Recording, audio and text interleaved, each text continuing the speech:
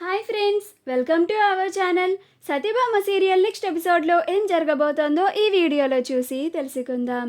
మహాదేవయ్య క్రిష్ కన్న తండ్రి కాదు అన్న అసలు నిజాన్ని బయట పెట్టిన సత్య అసలేం జరిగింది అని తెలుసుకోవడానికి ఈ వీడియోని స్కిప్ చేయకుండా ఎండ్ వరకు చూసేయండి. సత్య అందరి ముందు డిఎన్ఏ రిపోర్ట్స్ని ఓపెన్ చేస్తూ ఉంటే అప్పుడు నరసింహ ఆగమ్మా అని అంటాడు. అప్పుడు సత్య ఆగుతుంది. అప్పుడు నరసింహ, మీ కుటుంబంలో ఏ ఒక్కరూ కూడా ఆ డిఎన్ఏ రిపోర్ట్స్ని ఓపెన్ చేసి చదవడానికి వీల్లేదు. మీరు ఏ నిమిషాన అయినా అందులో ఉన్న రిజల్ట్స్ని తారుమారు చేసి చెప్పగలరు. అందుకే నేను నా జాగ్రత్తలో నేనున్నాను. నేను విడిగా మా డాక్టర్ని తీసుకొచ్చుకున్నాను. ఓ డాక్టరు ఇట్రా అని డాక్టర్ని పిలుస్తాడు.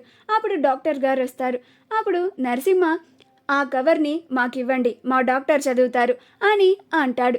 అప్పుడు భైరవి, ఇవ్వవే ఆ కవర్ అంటాళ్ళకి, వీడికి ఎందుకు భయపడేది అని ఆ కవర్ని తీసుకెళ్ళి నరసింహ చేతిలో పెడుతుంది. అప్పుడు నరసింహ ఆ కవర్ని డాక్టర్ గారికి ఇస్తారు.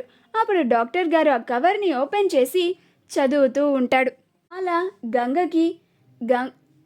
గంగ కొడుకు అయిన బంటికి కూడా డిఎన్ఏ మ్యాచ్ అవ్వలేదని చెప్తారు.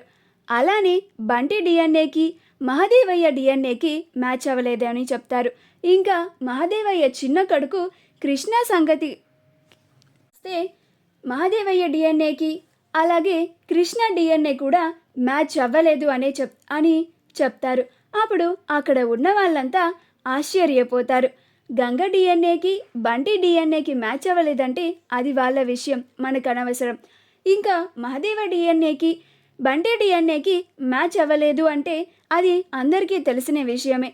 ఇంకా చిన్నగాని డిఎన్ఏకి అలాగే మహాదేవయ్య డిఎన్ఏ మ్యాచ్ అవ్వకపోవడింది, ఇదేంటో చాలా విచిత్రమైన సంఘటనలాగుందే అని మీడియా వాళ్ళు ఆ వార్తని టెలికాస్ట్ చేస్తూ ఉంటారు.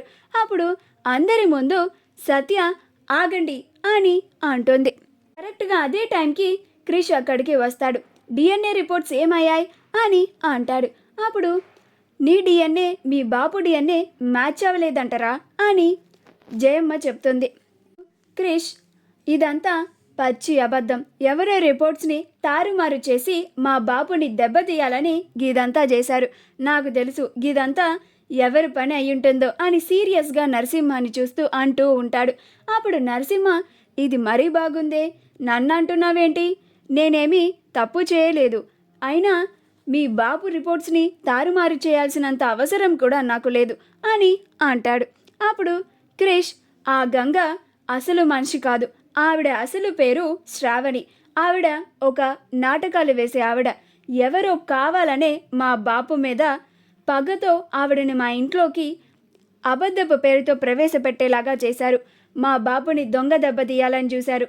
ఆ వాళ్ళెవరో నేను ఖచ్చితంగా కనుక్కొని తీరుతాను. కనుక్కొని వాళ్ళని అస్సలు వదిలిపెట్టేదే లేదు. ఇంకా మా బాబు డిఎన్ఏ నా డిఎన్ఏ మ్యాచ్ అవ్వలేదు అని ఉందా?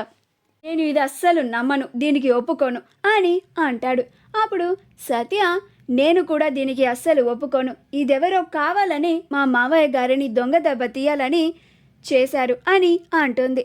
ఈ మాట వినగానే మహాదేవయ్య, వా సత్య, ఇదంతా అసలు నిజాన్ని బయట పెట్టింది నువ్వే, మళ్ళీ కప్పిపుచ్చుతుంది నువ్వే. నన్ను గోతిలో పడేసింది కాక ఆ గోతిలో నుంచి నన్ను కాపాడి పైకి లాగుతుంది కూడా నువ్వే అని ఆనందపడుతూ ఉంటాడు. మా వీడియో కనుక మీకు నచ్చినట్లయితే లైక్ చేయండి, షేర్ చేయండి, మా ఛానల్ని సబ్స్క్రైబ్ చేసుకోండి. పక్కనే ఉన్న బెల్ ఐకాన్ని క్లిక్ చేయడం మాత్రం మర్చిపోకండి.